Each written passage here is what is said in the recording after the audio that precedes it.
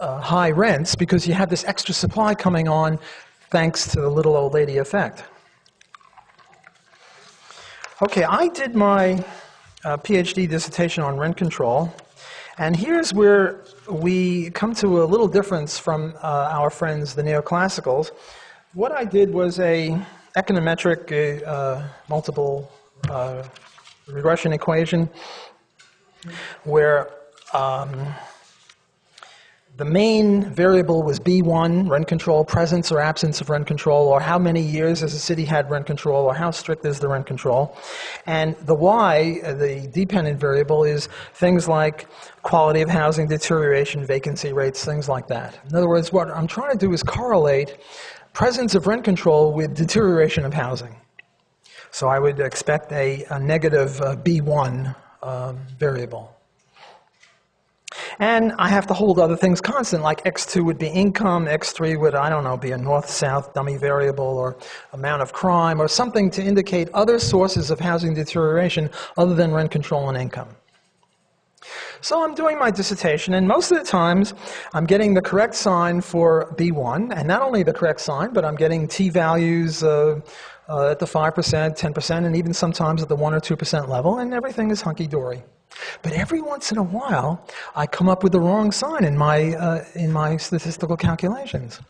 And horrors, every once in a while, the wrong sign is statistically significant. Now, for the Austrians, we say, well, we're just illustrating this. We understand what the effects of rent control are. If you put a damper on prices, you're going to have less supply and everything's going to be screwed up.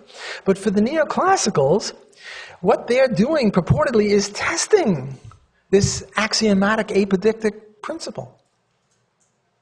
Look, if I take, you have a pen, I have a tie, and we trade. It must mean that you value the tie more than the pen. It must mean that I value the pen that I'm taking more than the tie. Otherwise, we wouldn't make the trade. Now, you might think that if you make the trade, you'll get an A. You don't realize I'm not marking you. Or you want to butter me up, or whatever the reason is. I don't know what's in your mind. All I know is that if you're willing to make the trade, you value this more than this, and if I'm willing to make the trade, I make the inverse valuation. Now, if you understand the English language, you understand that this is necessarily true. And if I came up with some statistical test of this and it didn't work, I wouldn't get rid of that theory. The theory goes on. So, my PhD dissertation advisor, Gary Becker, famous Nobel Prize winning neoclassical economist, if he were true to his crappy theory, he would say, oh, I've got this genius block who's going to overturn everything we know about rent control because one of his variables screwed up. He didn't say that. What he said, he was too polite to say it, but this is what he meant. He said, Block, go out and do it again until you get it right, you dummy. So, what's testing what? Is it the econometrics testing the theory, or is it the theory testing the econometrics? The neoclassicals say it's the econometrics testing the theory, and the Austrians say that's lunacy. All it is illustrating it. And some people are more amenable to statistical illustrations than others, and my approach with students is to hit them with both barrels. If you're trying to convert the heathen to the free enterprise, you use everything you can. And I use the theory and I use the statistics. But I don't think that the one is testing the other. Why is it that rent control is very popular in the People's Republics of Santa Monica, Cambridge, New York City, Ann Arbor, San Francisco? Because there are thousands of students there. Students who are being miseducated. In one of my later lectures, I'll be talking about externalities in public goods. And the point I'll be making there is that this stuff is dead from the neck up. Because if you agree that rent control is bad and that students are supporting rent control because they're economically illiterate because of what they're being taught in school, instead of education being an external economy or a positive externality, it's a negative one.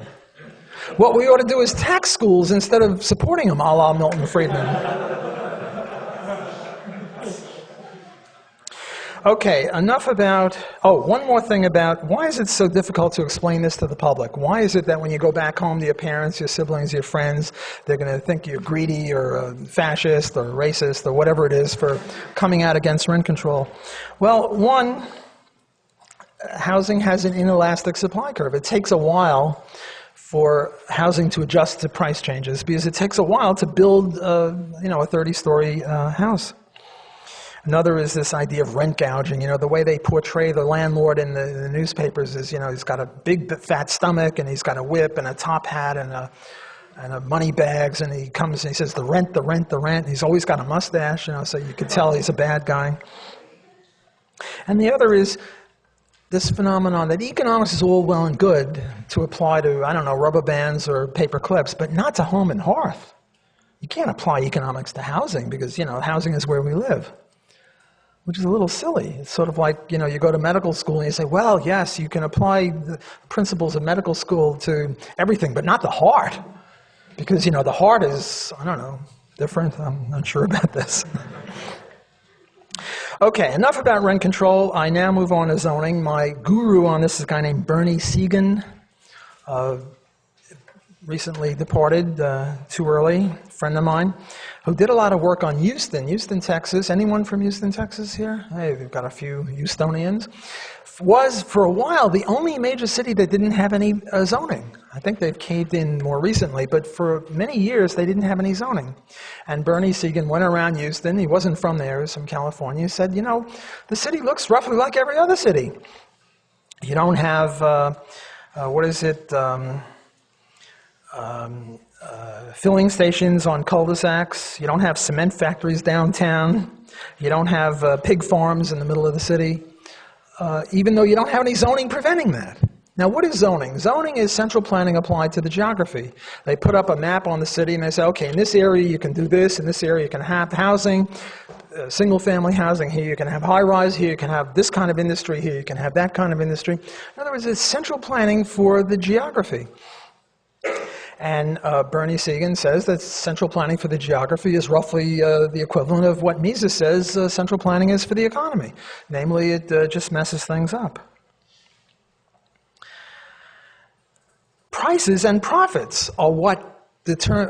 In other words, you can have market zoning. We're not against zoning. We're just against government zoning. Zoning is just the choice of what to put where in the geography. And you can have private zoning, profits and prices. That's why they have filling stations on the corner of two major arteries, because they want people to stop there. And if they put it in a cul-de-sac or a dead-end street, nobody's going to come there. And you'll go broke. So that's why you have zoning. Another example of zoning is in the shopping mall. They won't have two different bookstores. They won't have a McDonald's and a Burger King next to each other. So each one can, get the burger business, and they'll have 20 other different kinds of restaurants. Food fairs, the layout of department stores. They'll have the men's section, the women's section. I guess the transvestites have problems because of this, but too few transvestites, I guess. Another one is, what about the problem of your neighbor has a hippie pink and blue and polka dot house? How do you deal with that? You don't want to live next to it, but he has a right to paint his house the way they want to. Well, you get condominium associations where they're very strict as to how you can paint your house and what kind of picket fence you can have, and some even insist that everyone has to have the same color curtains. And you might say, well, that's intrusive, but if you agree to it, then that's fine. Look, I used to play in an orchestra. I played the violin. I'm what's called a hit violinist. If you have a neighbor you hate, you hire me to play near his house. And every once in a while, and when I'd play a note, the conductor would go block, shape up, play the right note. But you know what he would do with the wind instruments? Anyone play a wind instrument? They make you breathe when it says so in the score. If you breathe in when you're supposed to breathe out, or out when you're supposed to breathe in, they stop the whole thing and say, you jerk, you trumpet player, breathe when I tell you to. Now, you can't be more intrusive than telling people when to breathe. Even the slave master didn't tell the slaves when to breathe. But as long as it's voluntary, it's unobjectionable. Well, so if you don't like these condominium associations where they tell you what color curtains you have to have, don't go there. But that's marketplace kind of zoning. Okay, the next one is public housing. Jane Jacobs is my guru on this. What Jane Jacobs teaches us is that the reason public housing is very, very bad is for two reasons. One, they have this inveterate hate of commerce. You know, most high-rises in the bottom story, there's a supermarket or a bar and grill or a place where you can buy a newspaper, you know, some sort of commercial thing, which Jane Jacobs says keeps eyes on the street. And when eyes are on the street because people are going in and out, and then the yentas, that's Jewish old ladies who look out and say, they have something to look at, so they report crime, and there's less crime. But in the public housing, they don't allow any commerce. You want to go buy a grocery, you have to go 2 miles away.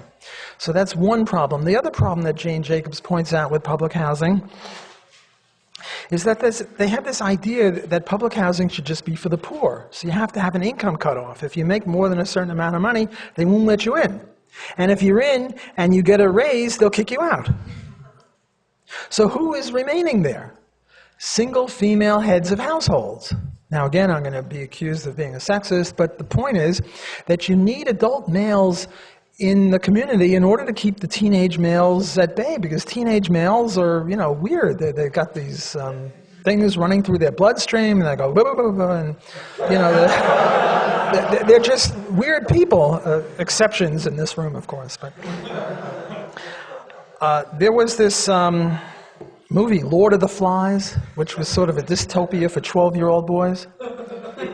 Well, public housing is a dystopia for 17-year-old boys. What you have is gangs of 17 or 16-year-old boys running the roost, and the female heads of households are powerless to stop them. There were the Spinks brothers, Leon and Michael Spinks, boxers of a decade ago. They lived in the Pruitt-Igoe housing in St. Louis. Anyone from St. Louis? So you probably know about this. The Pruitt-Igoe houses was like the jewel in the crown of public housing. There were maybe 50 buildings of 40, 50, and 60 stories. Public housing, just an immense, immense thing. No commerce in the whole place. And they had to blow it up. And it wasn't, no, I guess it was terrorists, only there was government terrorists who decided to blow it up. They had to blow it up because they were just vertical slums. There were places where crime was rampant, where the people would use the elevators as toilets, and they used the staircases as toilets, and there was rapes and murders, and it was just impossible. So the public housing people drew a very big lesson from this, and the lesson was, vertical is bad.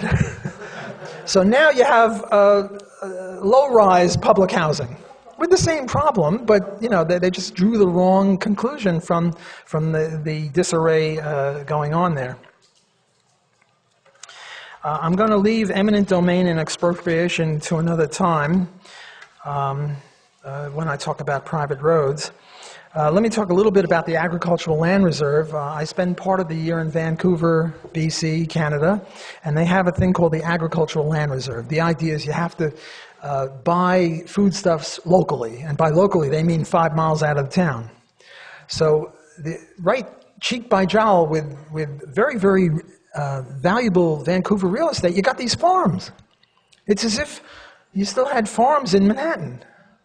And the reason you don't have farms in Manhattan is because the produce of a farm isn't valuable enough to keep it as a farm. The alternative uses, a high-rise, hotel, office building, are much more powerful.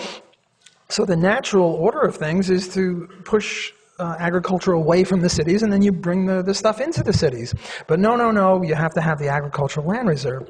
So you have these problems where land in agriculture is worth, I don't know what, 5,000, 10,000 an acre, whereas land in a big city is worth a lot more than 5,000 or 10,000 an acre. It's worth millions per acre. So you get a lot of graft where the legislature of British Columbia can convert a certain amount of land from agriculture use to other kind of use, and you get somebody, if the farmer can get this done, he stands to make zillions of dollars, so he goes to the legislature and tries to bribe people into allowing that. So you get these sorts of problems.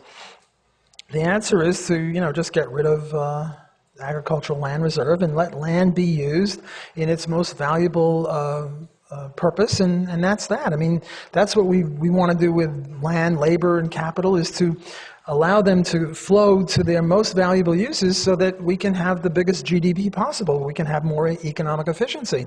If you artificially confine a certain amount of land to very low productive use, you're not going to be as rich as you were. And, you know, aren't we lefties supposed to be against poverty? Well, I guess there are things that are even more important than that, like buying local.